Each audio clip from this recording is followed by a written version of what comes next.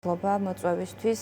დღეს 1 ივნისია და პირველ რიგში მინდა მივულოცო ყველა ბავშვს საქართველოში დღევანდელი დღე და მინდა ვუსურვო რეალურად დაცულ, უსაფრთხო, წარმატებულ ქვეყანაში ცხოვრება, იმიტომ რომ ეს ძალიან მნიშვნელოვანია და ძალიან ჭირდება დღეს თითოეულ საქართველოს მოქალაქეს და განსაკუთრებით ბავშვებს ჩვენს ქვეყანაში, რადგან ჩვენ ვხედავთ, რომ დღეს სახელმწიფო არ აქცევს ყურადღებას ბავშვებს და ეს ესეთი ძალიან ცხადი მაგალითია მშობლები და ბავშვები, რომლებიც უკვე ამდენი ხანია კანცელარიასთან წამალს ითხოვენ და აქ არის ორი ამბავი, რასაც ხაზი უნდა გაუსვათ. ერთი ის, რომ ჯანდაცვის სამინისტრო, საქართველოს მთავრობა არ აქცევს რეალურად ყურადღებას, ისეთ ყურადღებას, როგორცაც უნდა აქცევდეს ამ საკითხს.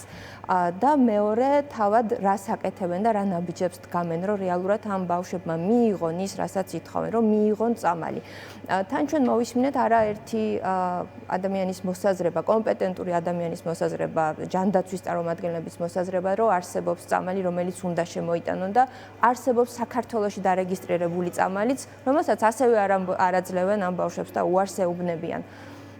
ეს ამბავი არის ის, რომ თვითონ სახელმწიფო სიცოცხლის უფლებას ართმევს ამ ბავშვებს. როგორ წარედაც არ უნდა ჟღერდეს, ბავშვებს და მათ მშობლებს დღეს უწევთ ბრძოლა გადარჩენისთვის. ისინი ითხოვენ წამალს, ისინი არ ითხოვენ ფუფუნების საგნებს. აი ესეთია რეალობა და ესეთი 1 ივნისი გვაქვს დღეს საქართველოში. ასევე სხვა ერთი რომ ჯანდაცვის მიმართულებით სრული კოლაფსია და ჩავარდნილობა, მაგრამ იგივე მდგომარეობა გვაქვს განათლების მიმართულებით, ხო? მაგალითად, რა ხდება სკოლებში? რა ხდება დანგრეულ დაკეტილ თითქოს იმ სკოლებში, სადაც რემონტს აკეთებენ? რამდენიმე ტენდერს აცხადებენ, 4, 5, 7, ზოგჯერ 8 წელი ვერ ასრულებენ სკოლებს, მაშინ, როდესაც ძალიან კარგად ვხედავთ, როგორ წარმატებით ძალიან დიდ პროექტებს დეველოპერები ამთავრებენ 2, მაქსიმუმ 2.5 წელიწადში, მაგრამ 3 და 4 სართულიანი სკოლების აშენება ამ ქვეყანაში არის პრობლემა. და ეუბნებიან ბავშვებს, რომ ჩვენ ფორმას შეგიკერავთო, მაშინ, როდესაც ზოგ ბავშვს სკოლა არ აქვს, ათასობით ასეთი ბავშვი ყავს და უამრავი ისეთი ადგილია დარჩენილი, სადაც დღეს სკოლები არ ფუნქციონირებს.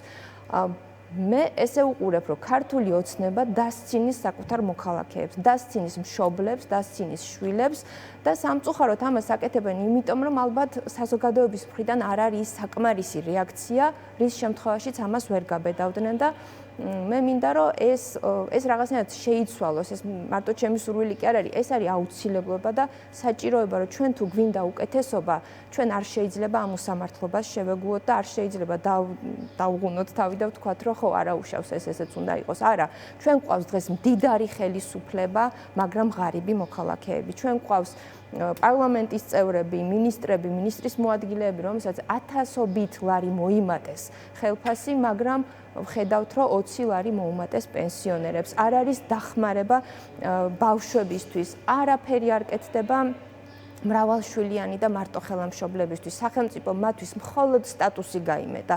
ხო, აი დაარეგისტრირებენ, რომ მაგალითად ვიღაც არის მარტოხელამშობელი, მაგრამ ამის იქით რამხელა ჯაფა, შრომა და საერთოდ რა ბრძოლა უწევს მარტოხელამშობელს, რომ ელემენტარული საჭიროებებით დააკმაყოფილოს საკუთარი შვილი, ამაზე არავინ არ ფიქრობს. ქართულ ოცნებას სულ არ აინტერესებს, რომ თითოეული ასეთი მშობლის უკან მინიმუმ 1 ბავშვი დგას და ისიც კი ვერ შეძლო ქართულმა ოცნებამ, ეხლა ძალიან მარტივი მოსაგვარებელია ეგ, რომ გახანგრძლივებული ქონდეთ მარტოხელა და მრავალშვილიან მშობლებს უფასო. აი, ძალიან მარტივი მოსაგვარებელია ეგ, მაგრამ ეგეც ვერ გააკეთეს. ანუ რეალურად ნება იმისა, რომ რა ქონდეთ გახანგრძლივებული?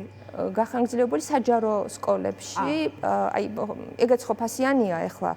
და დავუშვათ მარტოხელამშობლისთვის ის რომ უფასო იყოს გახანგრძლივებული ძალიან დიდ რაღაცას ნიშნავს, იმიტომ რომ თვითონ სახელიც გვეუბნება მარტოხელამშობელი ნიშნავს იმას, რომ მას არავინ არ ყავს დამხმარე. თუ შვილი არის მცირეწლოვანი და დავუშვათ პირველ საათზე ასრულებს სკოლას, ხო? ვერ იმუშავებს მშობელი, იმიტომ რომ მინიმუმ მან უნდა გამოიყვანოს სკოლიდან ბავშვი. თუ მას ექნება საშუალება, რომ გახანგრძლივებულში დარჩევს ბავშვი, შესაძლოა უკვე მშობელმა მუშაობა შეძლოს. არის ჩვენს ქვეყანაში სიღარიბე. წარმოუდგენელი სტატისტიკა არის 22,000-მა ბავშვმა შეწყვიტა სწავლა.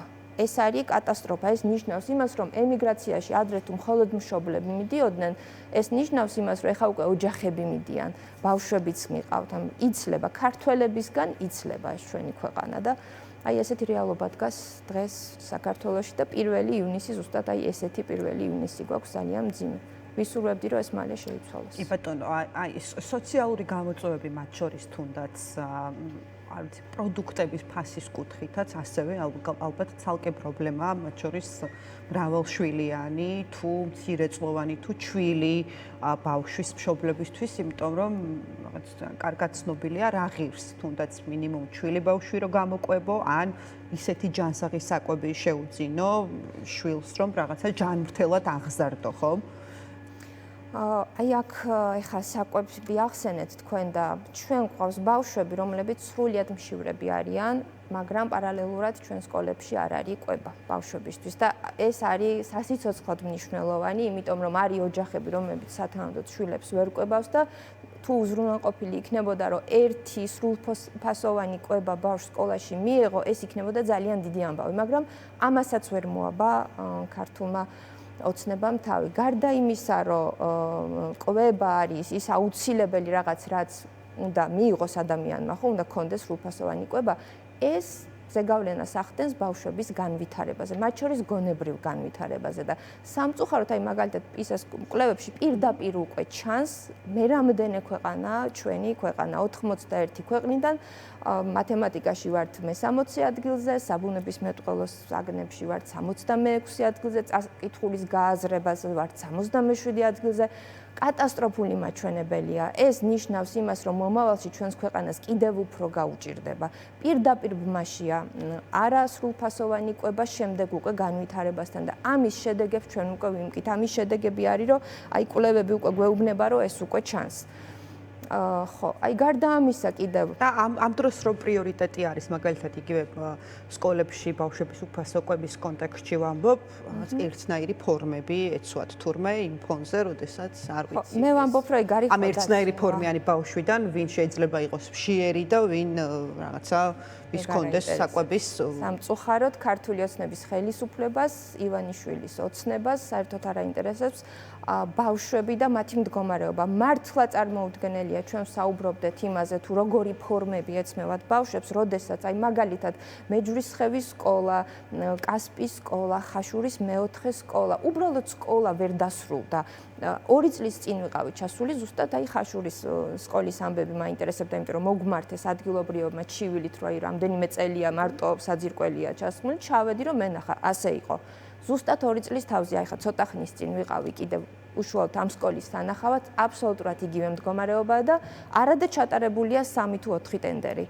ფული გაფლანგულია, თანხები გაიფლანგა, მოქალაქეების თანხები იფლანგება, მაგრამ კიდე ერთი უბედურება ჭირს ამ ქვეყანას, ვიღაცა აშავებს, მაგრამ ის პასუხს არ აგებს. შესაბამისად, სხვას ეხსნება ხელი, რომ მანაც დააშავოს. არავინ კონკრეტულ დანაშაულებებზე პასუხს არ აგებს. ჩვენ კი ვნახეთ თითქოს კორუფციის ბრალდებით დაჭერილი ძალიან ბევრი მაღალჩინოსანი, მაგრამ იქაც ბევრი კითხვის ნიშანია და იქაც გვიჩნდება ხშირად ეჭვი, რომ ეს ხო არ არის პირადი ანგარიშწორება.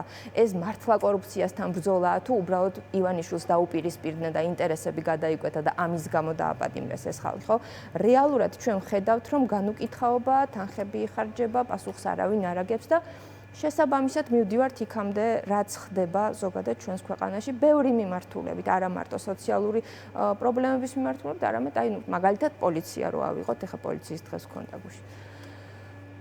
მაგ მიმართულებითაც ვხედავთ, რომ აი ეს დაუსჯელობის სინდრომი, პირდაპირ ჯაჭვური რეაქცია იმასთან დაკავშირებით, რომ ხო, ვიღაცა ერთს რომ დააშავოს, მერე სხვა ფიქრობს, რომ მასაც შეუძლია დააშავოს და მასაც შერჩება და აი რაც ვნახეთ ეხა გორის კადრები ეს იყო ჩვეულებრივი სიმხეცე ეს არის ადამიანების. ეს ისტორიაც რას გვაჩვენებს? საბოლოო ჯამში ისე დასრულდა, რომ ის დაზარალებული ნაცემი ადამიანი, რომელიც ბევრმა თქვა და ვეთანხმები, რომ მართლა იღბლიანი აღმოჩნდა, რომ გადაიღეს ეს კადრები და დღეს დაზარალებულს ვეძახით და არა ბრალდებულს, იმიტომ რომ დაიჭირეს და ციხეში ჩასვეს იმავე დღესვე, რაღაცნაირად თავად ცდილობს აი ეს ყველაფერი პოლიტიკისგან დისტანცირება მოახდინოს იმ საზარელი ისტორიის, ხო, რომელიც საკუთარ თავს შეემთხვა და ხან მამიდა და ხან ძმა და ხან არ ვიცი მეზობელი საუბრობდა მის ნაცვლად და შემდეგ უკვე თვითონაც თქვა, რომ რაღაცნაირად ნუ გამოიყენებთ მოკლედ ჩემ ამბავს პოლიტიკის აქაც ჩანს როგორც ჩანს აქაც ზემოქმედების კვალი, ну რა ვიცი, ძალიან აშკარადაც ცალსაყად. ჯერ ერთი რომ დავიწყოთ იქიდან რა მოხდა, რა კადრებიც ჩვენ ნახეთ. ეს არის სისტემური დანაშაული, სისტემის პრობლემა. ნებისმიერ ნორმალურ ქვეყანაში მინიმუმ დაწყებული მინისტრიდან დამთავრებული გორის პოლიციის უფროსით უნდა დაეტოვებინათ თანამდებობა, ხო? რაღაცნაირად უნდა აიღოთ თავის თავზე ის, რაც მათ სისტემაში ხდებოდა და გადამდგარიყდნენ, იმიტომ რომ ძალიან ნათელია, რომ მათ ვერ შეძლეს გამკლავება იმ ვალდებულებასთან და პასუხისმგებლობასთან, რაც იყო მათი ვალდებულება, რომ ნორმალური მდგომარეობა იყოს პოლიციაში. ეს ვერ ვნახეთ, იმიტომ რომ რაც წეღანაც ვთქვი, ამ ქვეყანაში არავინ არაფერზე პასუხს არ აგებს და შესაბამისად ვიმკით მე უკვე იმას, რასაც ვიმკით და რასაც ყველა ვხედავთ. იღბლიანები აღმოჩნდნენ, დიახ და მადლობა ორივე ჟურნალისტს, ვინც ეს გადაიღო. იმიტომ რომ არ გადაიღოთ ეს ბიჭები დღეს იქნებოდნენ საპატიმროში და უბრალოდ ვერავინ ვერ გაიგებდა რა ხდებოდა და მე მიჩნდება ეჭვი და ალბათ არა მარტო მე საზოგადოების ძალიან დიდ ნაწილს რომ ზოგადად ეს რაღაცეები ხდება უბრალოდ სამწუხაროდ ყველაფერს ვერ ვიღებთ და ვერ ვხედავთ. შესაბამისად ხო ეს არის ძალიან კაფიო ალბათ მე ვიტყოდი რომ ეს არის განგაშის ასატეხი ამბავი, რომ ეს არ შეიძლება შერჩეს ზოგადად სისტემას და არ შეიძლება ამ ფორმით დარჩეს იგივე მინისტრი იქნება თუ გორის პოლიციის ხელმძღვანელობა იგივე პოზიციაზე. იმიტომ რომ განმეორდება. ანუ ეს იქნება გარდაუვალი სამწუხაროდ. კი ბატონო, ძალიან დიდი მადლობა. მადლობა ქეთევან თურასაშვილი იყო ჩვენი სტუდიის სტუმარი. ჩვენი ეთერი 4 საათზე ამით დასრულებულია. თქვენ წინ საინფორმაციო გამოშვება პირველები გელოდებათ, ერთმანეთს კი ზუსტად 6 საათზე შევხვდებით დროებით.